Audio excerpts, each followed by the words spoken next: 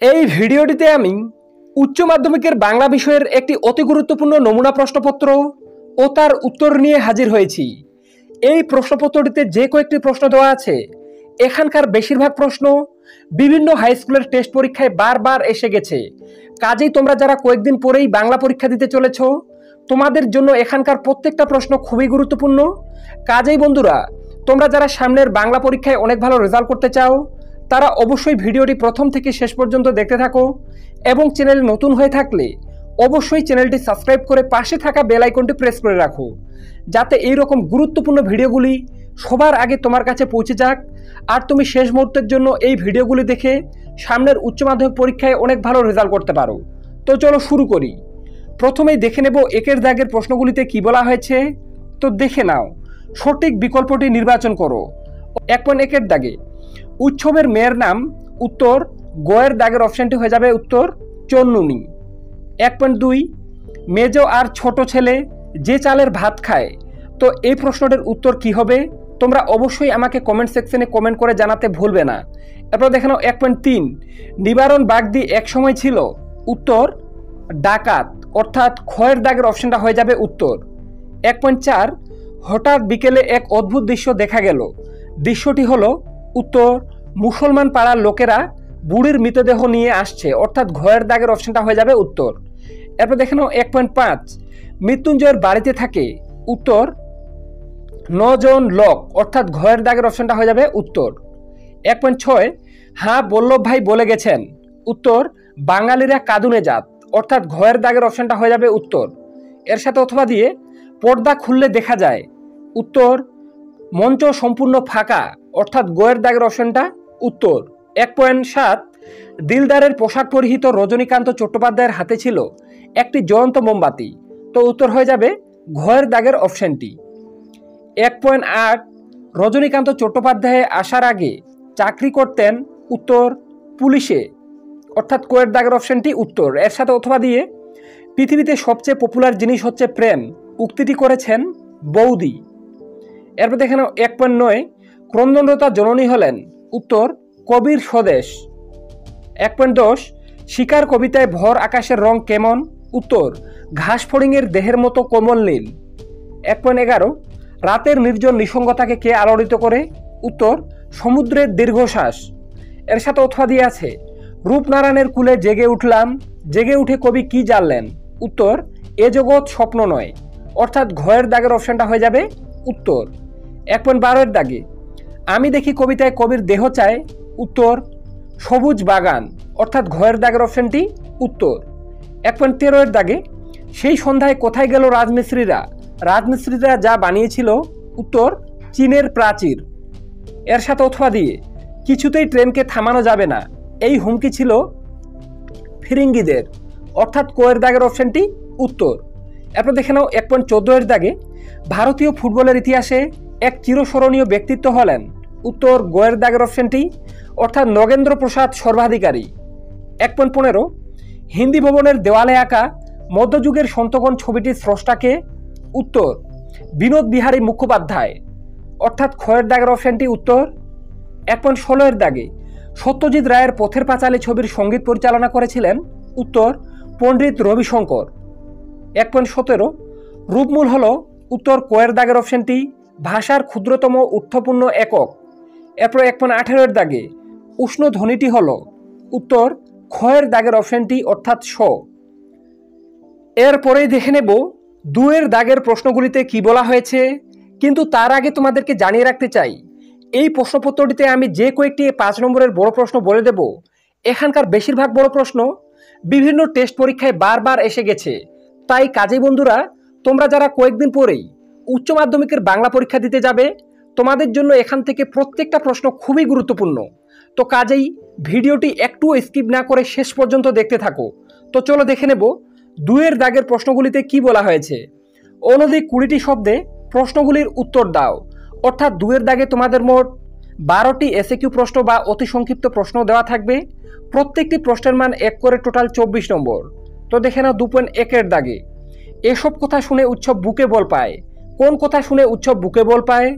এরপর দেখে নাও 2.2 দাগে টুনুর মা তাকে অনুরোধ জানায়, কার উদ্দেশ্যে কি অনুরোধ জানায়?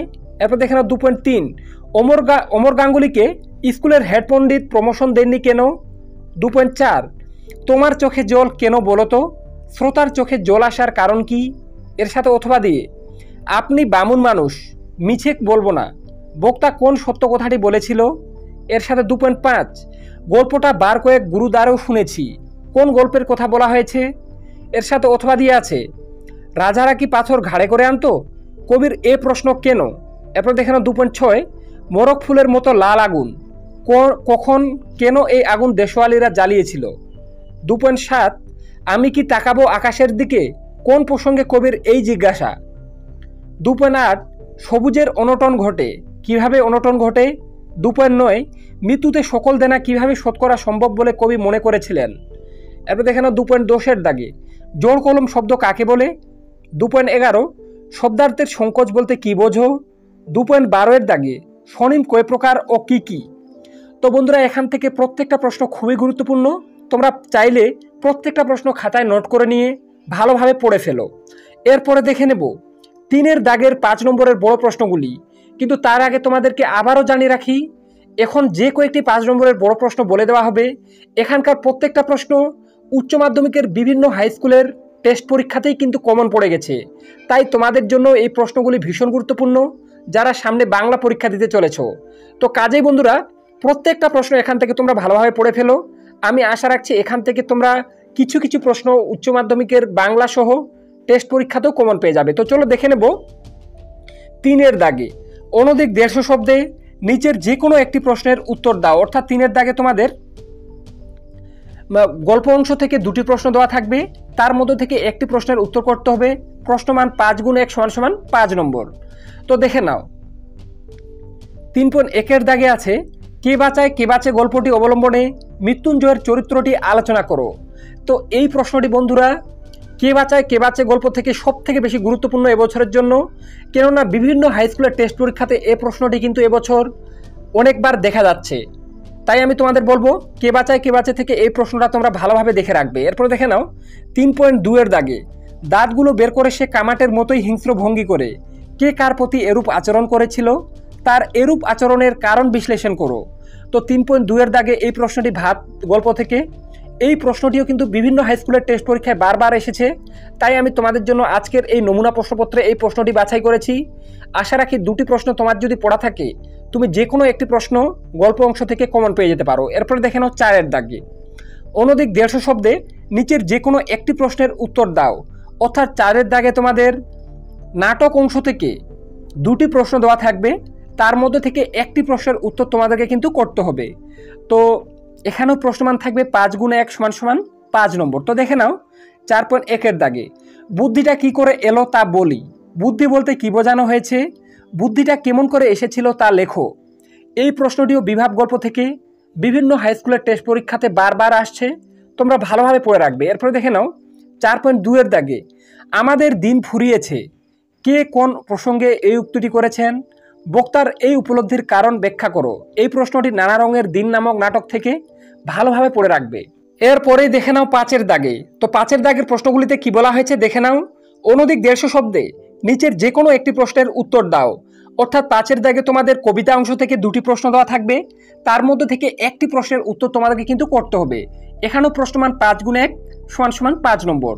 তো আমি বিভিন্ন হাই স্কুলের টেস্ট পরীক্ষার প্রশ্নপত্র ঘেটে যেটা দেখলাম এবছরের জন্য সব থেকে বেশি গুরুত্বপূর্ণ যে 2টি কবিতা সেটি হলো ক্রন্দনরতা জননীর পাশে এবং মহুয়ার দেশ। এই 2টি কবিতা থেকে তোমার যে কয়েকটি প্রশ্ন তুমি পড়ে ফেলতে পারো পড়ে ফেলো। আমি আশা রাখছি এবছরের উচ্চ মাধ্যমিকের বাংলা পরীক্ষায় এই কবিতা 2টি থেকে কিন্তু তোমরা প্রশ্ন কমন পাবে।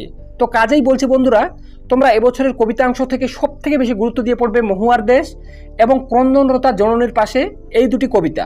তো দেখে নাও 5.1 দাগে আমার ক্লান্তির উপর ঝরুক মহুয়ার ফুল, নামুক মহুয়ার গন্ধ, আমার বলতে কার কথা বলা হয়েছে, এমন কামনার কারণ কি। এই প্রশ্নটি তোমাদের মহুয়ার দেশ নামক কবিতা থেকে, প্রশ্নটি বিভিন্ন হাই স্কুলের টেস্ট পরীক্ষায় বারবার এসেছে, তাই তোমাদের জন্য এই প্রশ্নপত্রে দিয়ে রেখেছি, তোমরা ভালোভাবে পড়ে রাখবে। এরপর দেখে নাও 5.2 দাগে ক্রন্দনরতা জননীর পাশে কবিতায় কবি জননীকে ক্রন্দনরতা বলেছেন কেন, এই পরিস্থিতিতে কবির কি করা উচিত বলে মনে করেছেন, এই প্রশ্নটি তোমাদের ক্রন্দনরতা জননীর পাশে নামক কবিতা থেকে। এই প্রশ্নটি এবছরের জন্য ভীষণ গুরুত্বপূর্ণ, তোমরা ভালোভাবে পড়ে রাখবে। আশা রাখছি এই দুটি কবিতা থেকে তোমার যদি এই দুটি প্রশ্ন পড়া থাকে, তুমি একটা প্রশ্ন কিন্তু খুব সহজে কমন পেয়ে যেতে পারো। এরপরে 6 দাগে অনধিক 150 শব্দে নিচের যে কোনো একটি প্রশ্নের উত্তর দাও। অর্থাৎ 6 দাগে তোমাদের আন্তর্জাতিক কবিতা বা ভারতীয় গল্প থেকে দুটি প্রশ্ন দেওয়া থাকবে, তার মধ্যে থেকে একটি প্রশ্নের উত্তর তোমাদেরকে কিন্তু করতে হবে। তো এক্ষেত্রেও প্রশ্নমান 5 × 1 = 5 নম্বর। তো দেখে নাও 6.1 দাগে গল্পটা মনে পড়লেই হাসি পেত। কোন গল্প স্মরণ করে হাসি পেত? গল্পটা মনে পড়লে কেন হাসি পেত? এই প্রশ্নটি তোমাদের অলৌকিক নামক ভারতীয় গল্প থেকে ভীষণ গুরুত্বপূর্ণ, ভালোভাবে পড়ে রাখবে। বিভিন্ন হাই স্কুলের টেস্ট পরীক্ষাতে এই প্রশ্নটি বারবার দেখা যাচ্ছে। এরপর দেখে নাও অথবা দিয়ে আছে গোলদের নিপাত করেছিল সিজার, সিজারের পরিচয় দাও। তিনি কি একাই গোলদের নিপাত করেছিলেন? এই প্রশ্নটি এবছরের বিভিন্ন টেস্ট পরীক্ষায় বারবার দেখা যাচ্ছে। পড়তে জানে এমন এক মজুরের প্রশ্ন নামক কবিতা থেকে। তো ভালোভাবে পড়ে রাখবে। এরপরেই দেখে নেব 7 দাগের 5 নম্বরের বড় প্রশ্নগুলি। কিন্তু তার আগে তোমাদেরকে আবারও জানিয়ে রাখি, এখানকার প্রত্যেকটা প্রশ্ন বিভিন্ন হাই স্কুলের টেস্ট পরীক্ষাতে বারবার এসে গেছে, তাই তোমাদের বাংলা পরীক্ষার জন্যও এই প্রশ্নগুলি ভীষণ গুরুত্বপূর্ণ। তাই বলছি বন্ধুরা, তোমরা এখান থেকে প্রত্যেকটা প্রশ্ন ভালোভাবে পড়ে ফেলো। আমি আশা রাখছি অনেক প্রশ্ন তুমি কিন্তু এই প্রশ্নপত্রটি থেকেই কমন পেয়ে যাবে।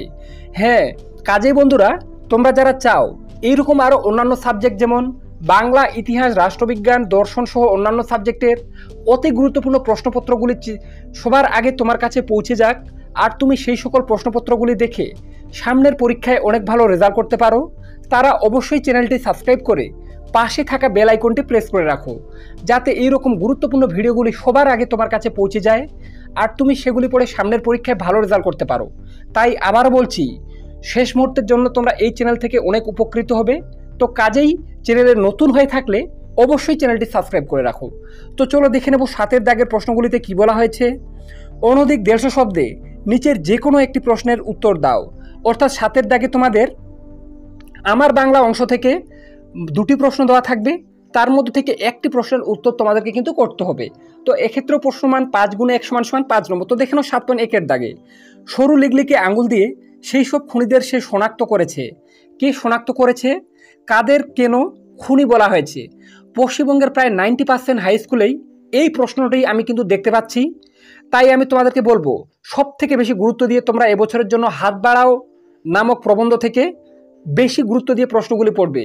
কেননা হাত বাড়াও থেকে এবছরের পরীক্ষায় বিগত বিভিন্ন বছর ধরে দেখা গেছে পরীক্ষায় কোনো প্রশ্ন আসেনি। তাই এবছরের বাংলা পরীক্ষাতেও তোমাদেরকে আমি বলছি, হাত বাড়াও প্রবন্ধ থেকে প্রশ্ন আসার চান্স সব থেকে বেশি।